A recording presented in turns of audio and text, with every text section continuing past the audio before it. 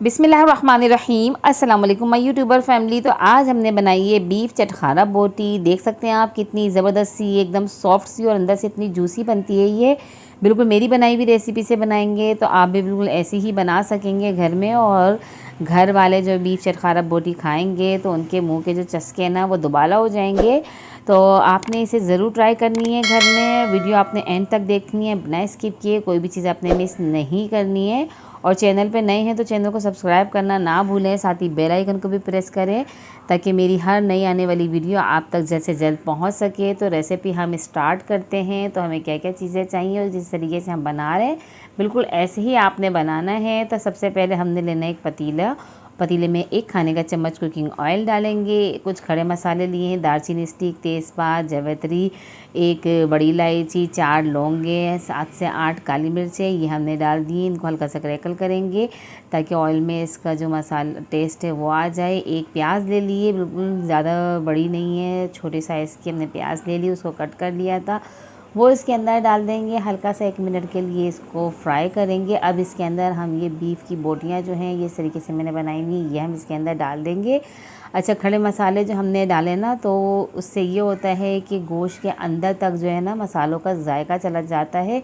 तो अब इसके अंदर आधा खाने का चम्मच अदरक लहसुन का पेस्ट डालेंगे और इसकी हमने करनी है भुनाई ताकि ये जो गोश्त की जो स्मेल है वो दूर हो जाए।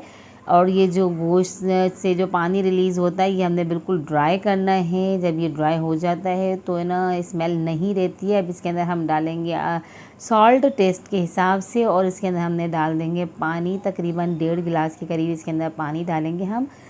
ये गोश्त जो हमारा पूरा इसके अंदर डूब जाए इतना हमने पानी डालना है ताकि ये अच्छे तरीके से गल जाए। तो इसको हमने फिर कवर करके पकाना है तकरीबन 40 मिनट के लिए ताकि ये अच्छी तरीके से गल जाए। अगर आप प्रेशर कुकर में बनाना चाहते हैं तो उसमें भी आप बना सकते हैं। तो ये पानी तकरीबन इसका ड्राई हो गया है और हमारा जो गोश्त है ये अच्छी तरीके से गल चुका है, ये आप देख सकते हैं। तो इसकी रंगत भी आप देख सकते हैं और बोटियाँ एकदम बिल्कुल गली हुई हैं, सॉफ्ट हो चुकी हैं, बिल्कुल 100% गल चुकी हैं ये। अब जो है इसको हमने ठंडा करने के लिए रखना है और इसका हमने जो है ना मसाले की तैयारी भी करनी है। अगर पानी रह जाए तो आप इसकी भुनाई करके तेज़ आंच पे उसका पानी ड्राई कर लें पूरा, ताकि इसके अंदर कोई पानी ना रहे। तो ये हमने 1 चाय का चम्मच भुना हुआ कुटा हुआ ज़ीरा लिया, 1 खाने का चम्मच भुना हुआ कुटा हुआ धनिया और इसके अंदर कुटी हुई लाल मिर्च हमने आधा खाने का चम्मच हल्दी, आधी चाय का चम्मच पिसी कश्मीरी लाल मिर्च, 1 चाय का चम्मच चाट मसाला ले लिया, ये भी 1 चाय का चम्मच और कुटी हुई काली मिर्चें आधा चाय का चम्मच ले लिए। ये सारे स्पाइसेस एक बाउल में डालेंगे। 1 खाने का चम्मच कसूरी मेथी ली, इसे हल्का सा रोस्ट कर लिया और हाथों से रब करके वो इसके अंदर डाल देंगे। बहुत अच्छा टेस्ट देती है ये। अदरक लहसुन का पेस्ट डाल देंगे इसके अंदर 1 खाने का चम्मच। अब इसके अंदर हम डालेंगे, तो अब हम इसके अंदर डाल देंगे 7 से 8 कड़ी पत्ते। इसको अच्छे से वॉश कर लेंगे और इसको उसके बाद हमने कट करना है, बिल्कुल बारीक बारीक कट करके डालेंगे। आपके पास फ्रेश हो तो फ्रेश डाल दें और अगर आपके पास ड्राई हो तो वो भी डाल दें, कोई मसला नहीं है। बहुत अच्छी खुशबू देते हैं, बहुत अच्छा जायका आ जाता है। इसके अंदर नमक डाल देंगे टेस्ट के हिसाब से। याद रहे कि नमक हमने गोश्त गलाते वक्त भी डाला था।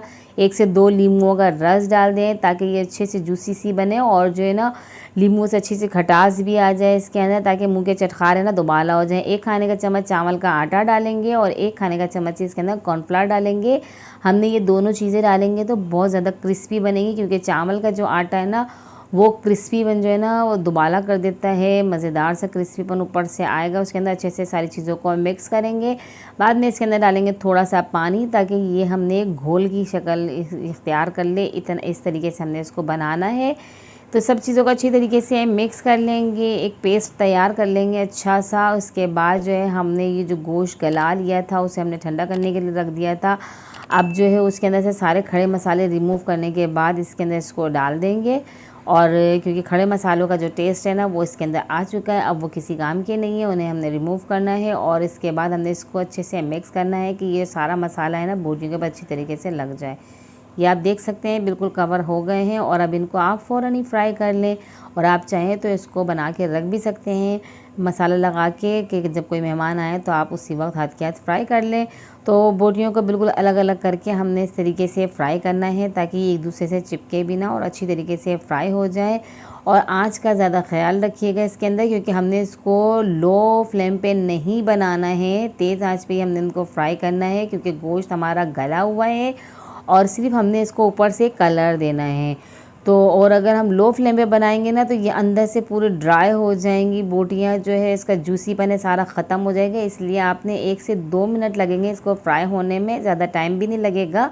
और तेज़ आंच पे हमने इसको फ्राई करना है। ये देख सकते हैं कितना ज़बरदस्त सा इसका कलर आया है।